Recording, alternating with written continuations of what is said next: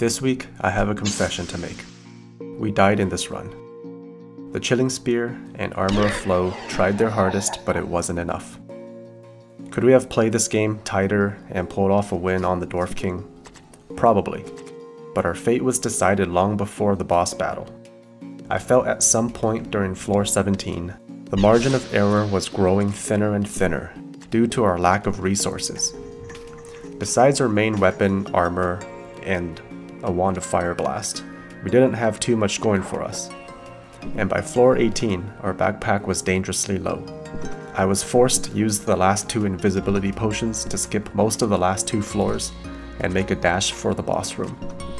Fast forward to the present, and after dying many lives, I have this new champion build, which inspires a lot more confidence.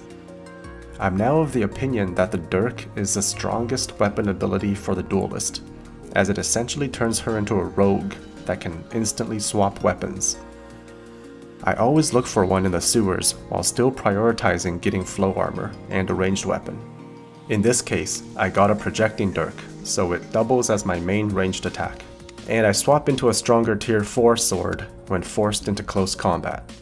We also have much better supporting items. One of the best artifacts in the game, Ethereal Chains, an upgraded Ring of Wealth, giving us a healthy supply of alchemy items, and the Wand of Blast Wave. So with that, let's continue our journey.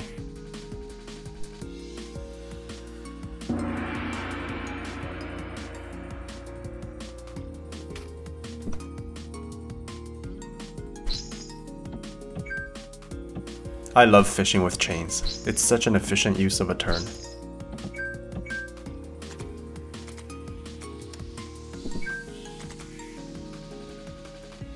Good thing we have this big water-filled room now.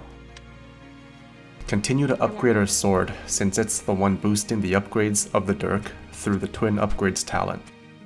One of the mistakes I made in a Duelist game that I forgot to record was upgrading the lower tier weapon and expecting it to boost the higher tier. It doesn't work that way. The Ring of Wealth is still paying dividends and useful even into late game.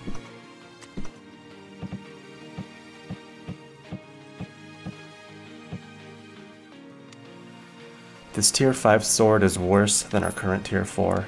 Gonna sell it because it wouldn't boost our secondary weapon as much.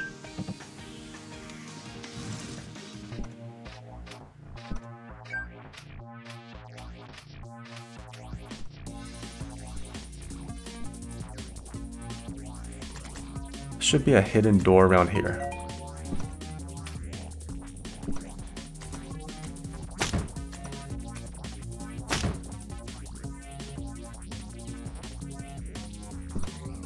It's a good thing his buddy didn't follow him. Now it can pick him off further away without the annoying respawn.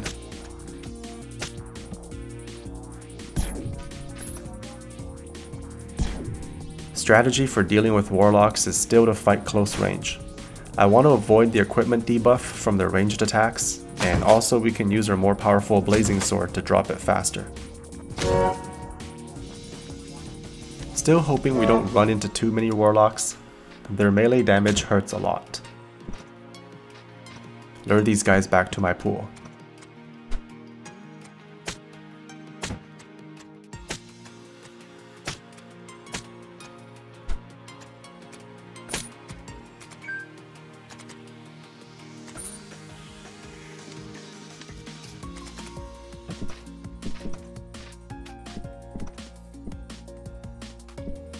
Was totally expecting a trap in that room instead. Triggering area damage traps can be a good idea, as it might catch some enemies and make it an easier kill later.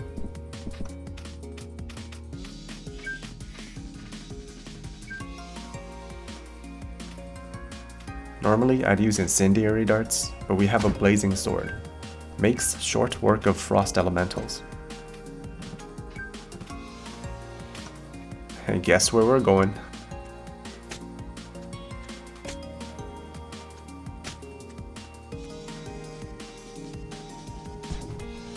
Saw the door open up there. That's why I aimed the disintegration a bit further back. Too many dudes in the pool. We have to find a bigger place to kite.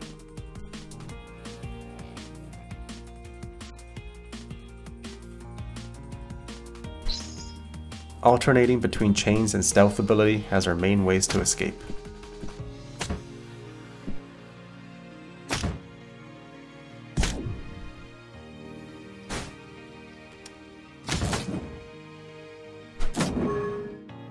Should have ran away here instead of trying to get the immediate kill, taking way too much unnecessary damage.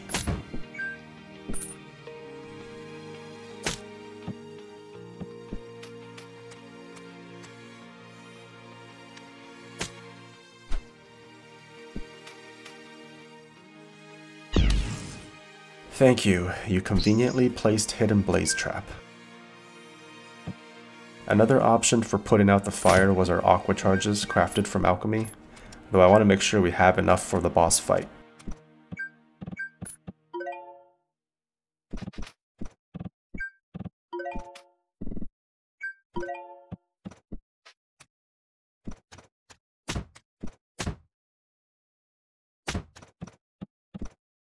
Definitely should have left earlier.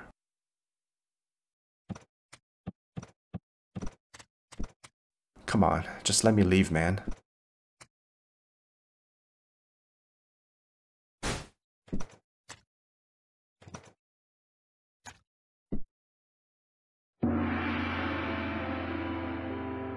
Wow, we got back-to-back grass floors. You can tell by the little green plus sign over the stairs icon in the top right. Means the floor spawns more vegetation. Not the greatest when we're using a blazing sword. It is good for our camouflage armor though. Let's see if we can get something better for our sword. Blazing enchantment doesn't synergize well with flow armor anyways, since we'll be fighting over water a lot. Not a lot better, at least it won't set the whole place on fire.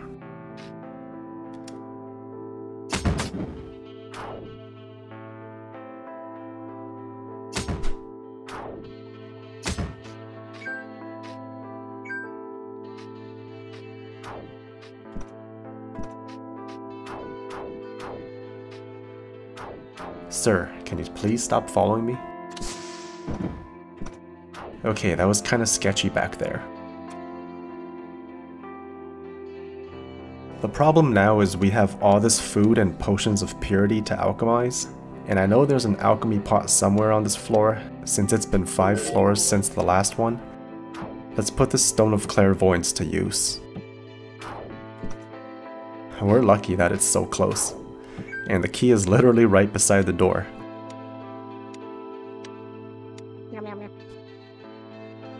Now that's what I call an enchantment. Vampiric will greatly help our survivability. The random heals will add up to a lot over time.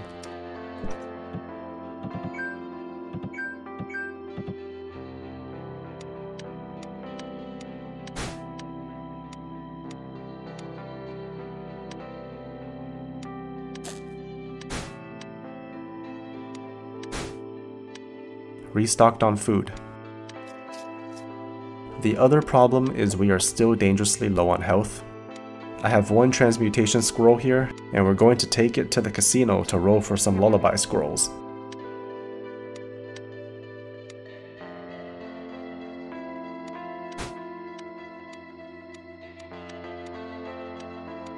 Not going to need these cursed shards. The last thing a duelist needs are weapons that they can't unequip. Sneak over to somewhere safe.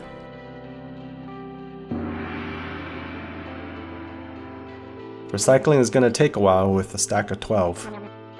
Hopefully it turns all these extra scrolls we got from the Ring of Wealth into something good.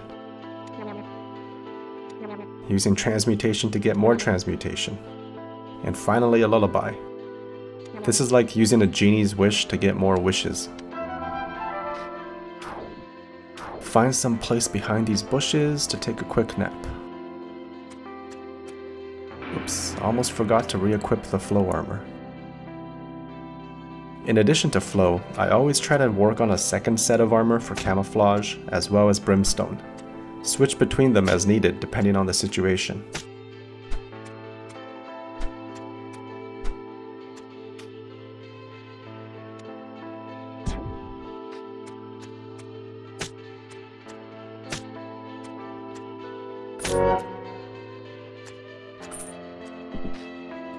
The gold reward for these secret rooms are pretty good. Thankfully we have a stone of disarming, and I haven't turned it into alchemic energy yet. Check the gold piles on the bottom of the room with magnifying glass, as you can't tell if it's lying on a trap or not.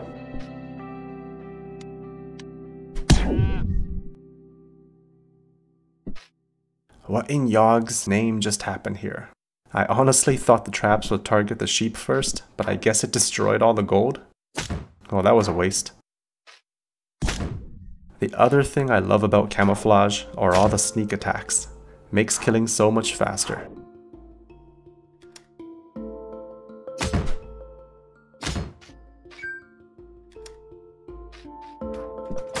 Ouch.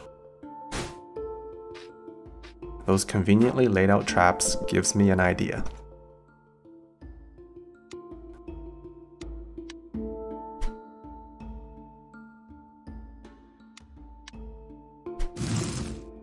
Okay, I could have backed up further.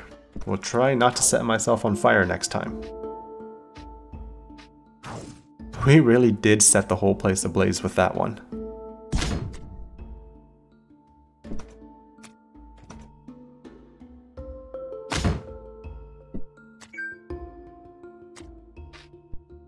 Making a shop trip back to floor 16 with all of our newfound money.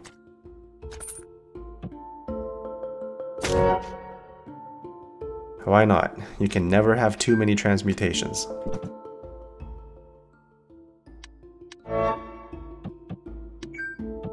Load up on all these scrolls to recycle later.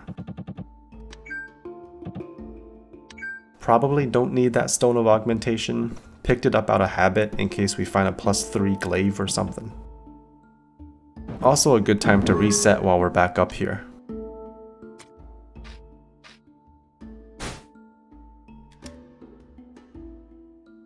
Finish these guys off.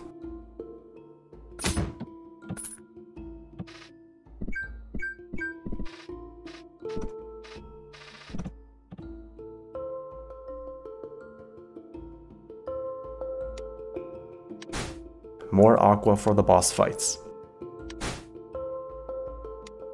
Prepare some psionic blasts now before we get to demon halls, or else we'll have to wait until floor 22 to craft them. This is an obscene amount of recycles. I don't think I've ever crafted this many in a single game.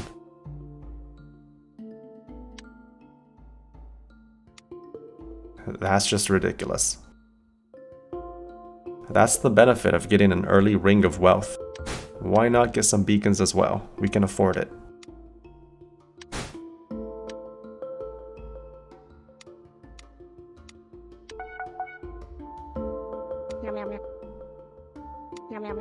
Let's get at least 2 more lullabies.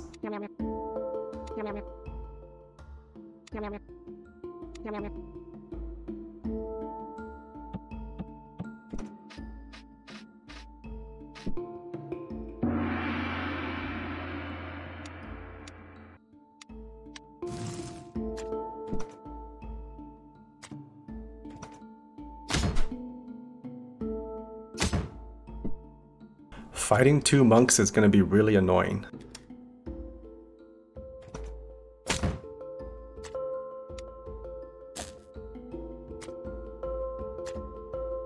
Obviously they can't parry magic.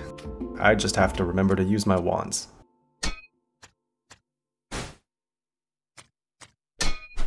Whoops, thought I had the projecting dirk equipped. Hard to keep track when constantly switching weapons.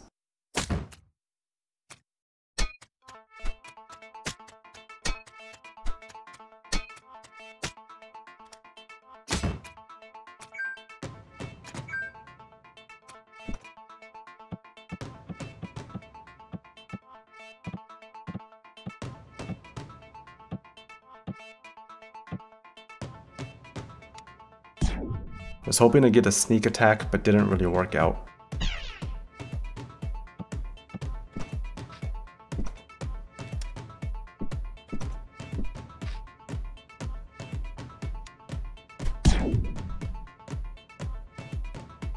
Using a phase shift to make an easy kill.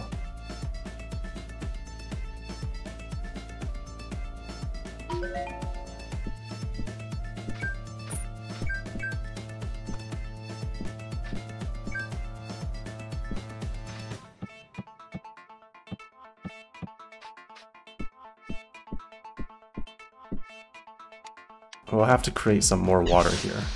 I like to do it around the entrances and exits. Leaves another possibility of escape if needed.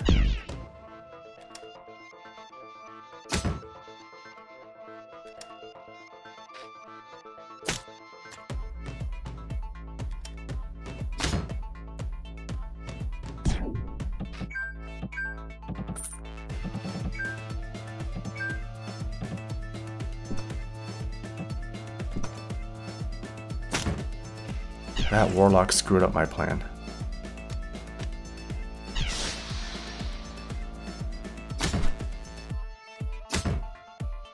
And it just leaves after. Pretty rude.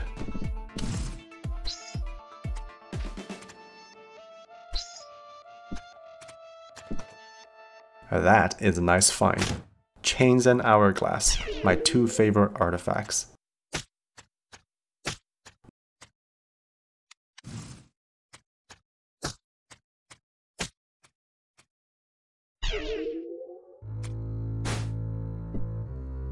Teleports behind you. Nothing personal.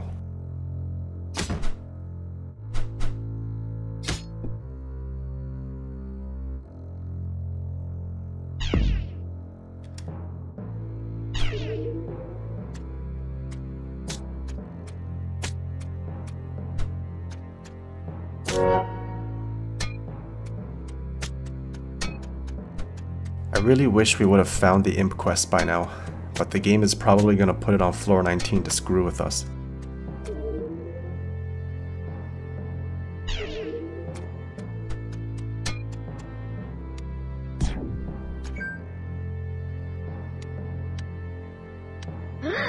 No worries, we still have some spare remove curses. Really obvious secret room.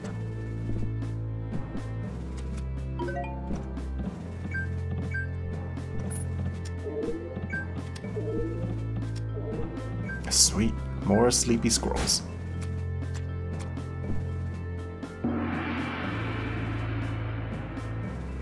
Speeding through this floor, nothing too exciting besides the imp quest.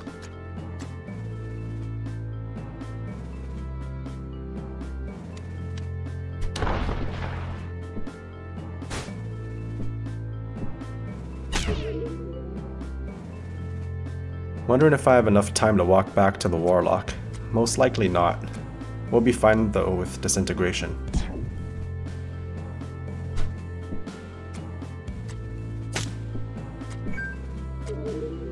Cool. Saves us time having to hunt them down.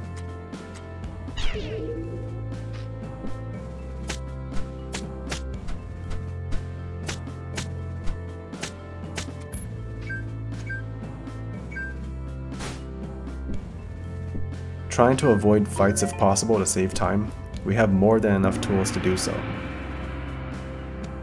Throw down a beacon for convenient teleporting later.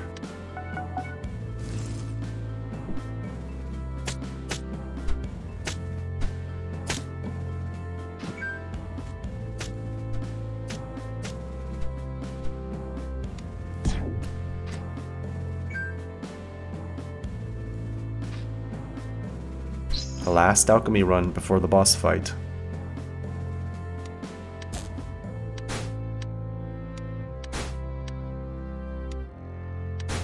Shrouding Fog is better than invisibility if you're not trying to run away and instead need to stick around and take out the enemy. That's actually a pretty good ring for us. Should increase the proc rate of our vampiric enchantment as well as flow speed. Possibly even the range of our projecting dirk. We'll have to test that out.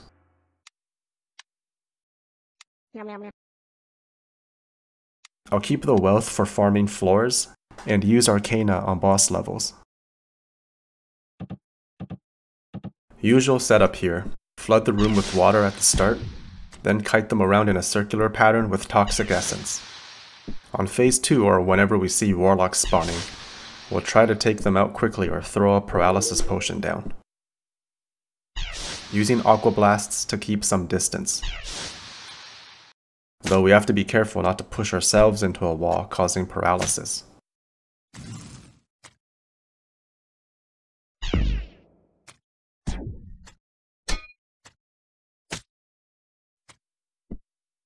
Speed this up a bit. Phase 1 can be a long battle, and these random teleports can chip away at our health, so it's best we try to end it quickly, either by hitting the Dwarf King directly or killing his life-linked minions. I find the second option easier.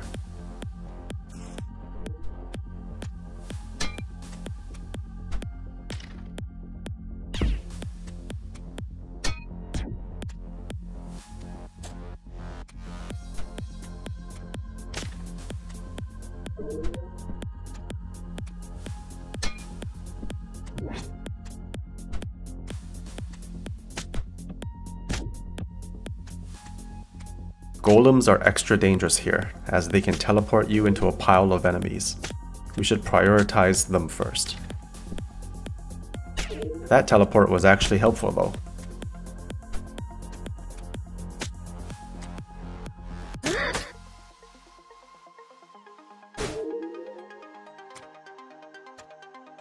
We can chase down the Warlock, or just get the king below 100 HP and all the phase 1 enemies will despawn.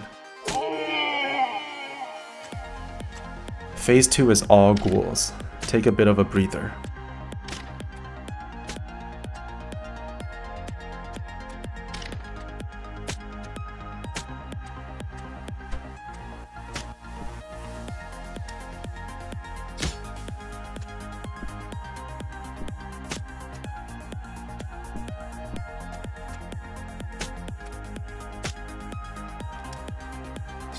Maybe we can even heal a bit by using Vampiric Sword on them at low HP.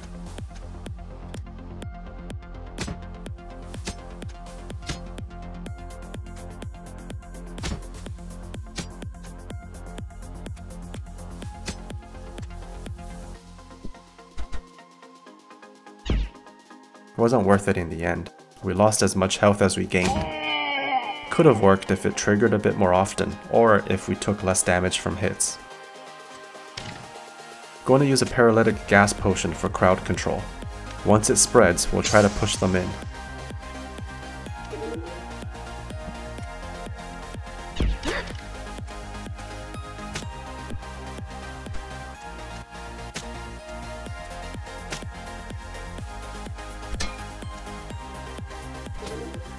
Displacing darts work well too.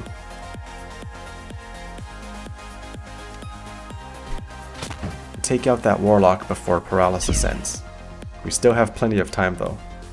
Even after the gas fades, they still will be debuffed.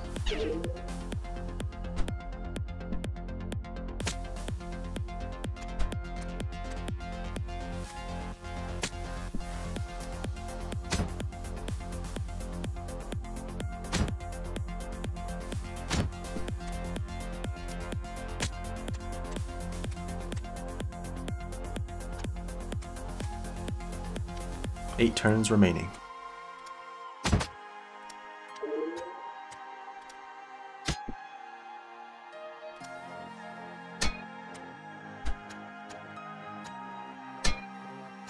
And that's all for phase 2.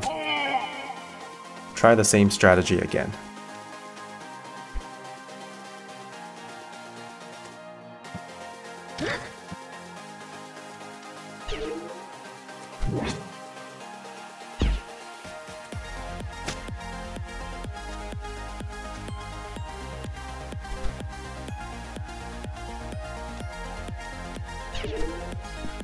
Hoping those phase shifts got them into the gas.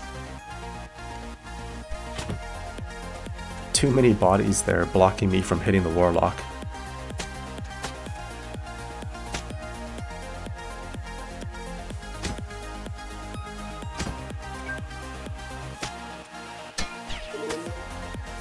Priority will be Warlock, Golem, then Monk.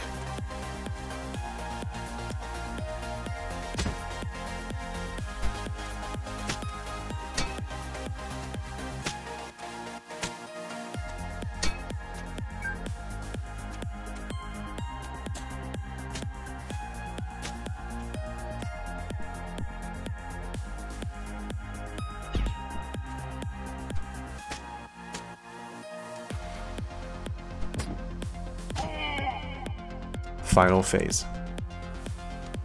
I should have thrown the Shrouding Fog earlier, or even before killing the golem. Next time, pick a better spot, like in the middle where we can maneuver.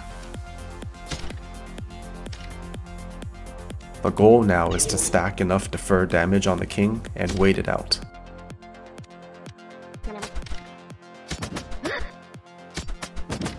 Bit risky, but that should have done it.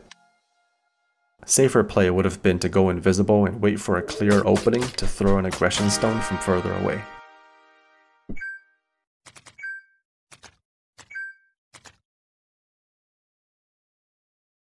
The new challenge armor ability should be interesting. Can't wait to see what it can do to those demons. The next video will be the final one for the series, as we put the champion class against Yogg. Appreciate your patience waiting on this one. I did have to play quite a bit to get another viable run in between editing, so that's why it took longer this time. Thanks again for tuning in, and we'll see you in the final chapter.